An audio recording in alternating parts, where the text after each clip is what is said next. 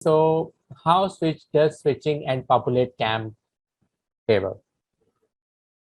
We know the switch has a memory or the brain, and we discussed in our module 2. We have PC1 here, we have PC2 here, and when they are connected with the switch, and when this PC wants to talk to the PC2, it will go through some process.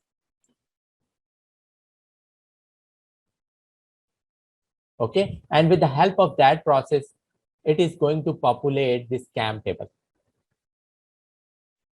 So basically the ARP protocol, it is going to use to discover the other host devices on the same network. Like this is PC3, this is PC4. And I'm going to talk about the ARP a lot in detail in the subsequent slides. So the switch basically go through the process or the things that it has, like flooding. Flooding happens when this PC1 and PC2 wants to communicate with each other, and the switch does not have any kind of information about the PC1 and the PC2. So whatever the request will come first, it is gonna spit it out or flood everywhere. This thing is called flood.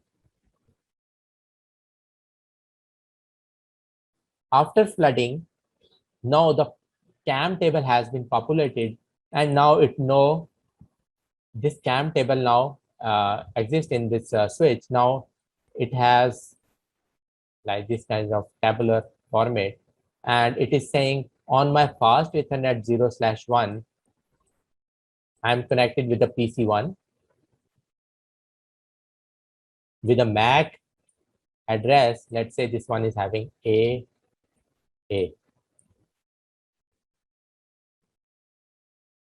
and this one is BB, let's say. So now it is not only having the information of PC1, now it has the information of PC2 as well. It is saying now on my CAM table, on my fast Ethernet 0/2, which is this interface, fast Ethernet 0/2, PC2 is connected with a MAC address BB. Before it did flooding because CAM table was empty. So it was just learning about these MAC addresses with the help of flooding. But now it has this information. Now this time if PC1 wants to send a request to the PC2, this time flooding will not happen, but the forward, because it has the information and the switch is intelligent enough, it will go into its CAM table and it will see on my fast Ethernet 1, this one is connected, and the PC that is in question, that is PC2, which is connected on fast Ethernet 0/2. So it will directly forward the traffic to the PC2 without broadcasting here or here and there. So that thing is called forward. And I also discussed about the filter in the first slide when I was asking about the quizzes. Filter is nothing. So in case if we have, let's suppose,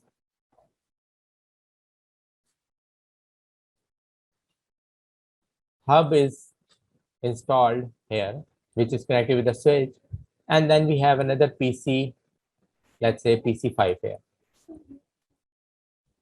So on this port, now the condition is, it will be saying, I'm not only connected with the PC1, but I'm on the same fast Ethernet 0/1, I'm connected with the PC5 with a MAC address, let's say CC.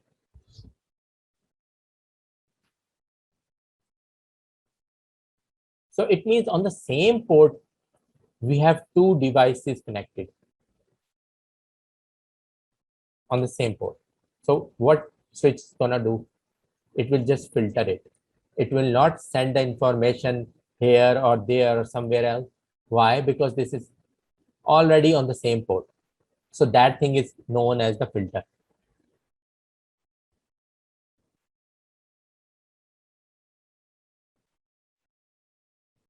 So it is written Cisco switch will do one of the three things with an incoming frame. So as the frame will come, if it has no idea what is the destination, it will flood it. If the source and destination exist in the CAM table, it is gonna forward it. And the filter we have already discussed.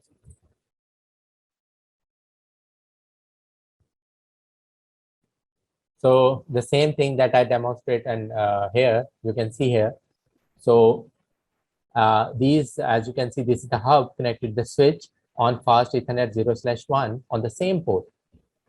This computer is connected and this computer is connected. So when this wants to communicate with this computer,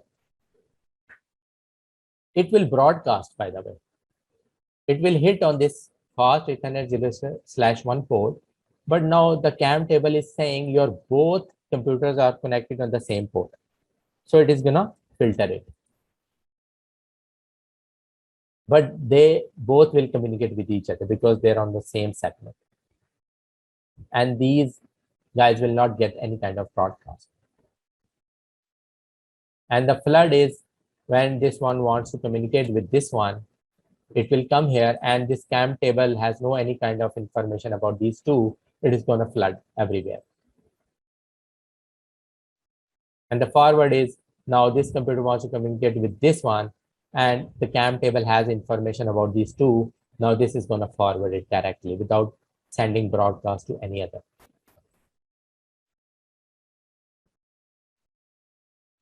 So I have the animation here as well.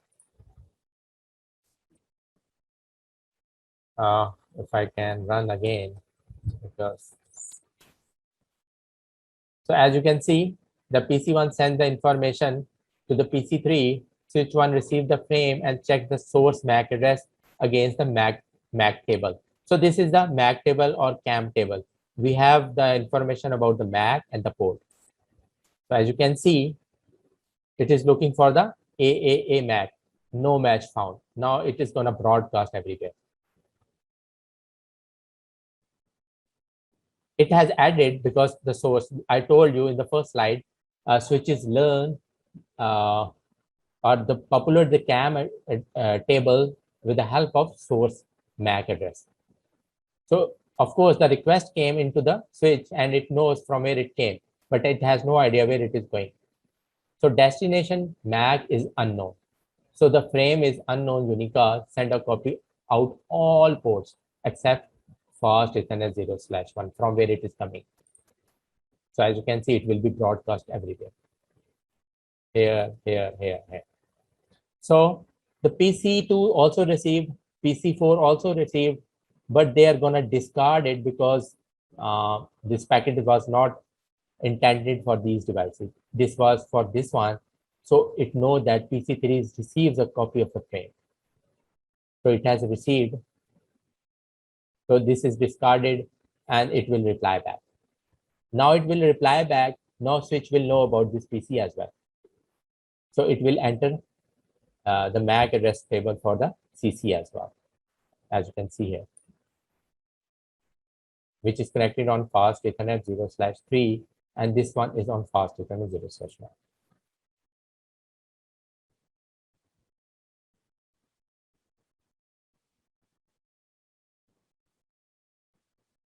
Okay. So PC1 received the reply. So this is how it is going to populate the information, learning from the source MAC address. Okay. Any confusion up to this point? Clear so far here. Okay. So this is how switch do the switching. And we are well enough at this point. Switches does this communication using MAC addresses with the help of our protocol, which I'm going to discuss in the subsequent slides.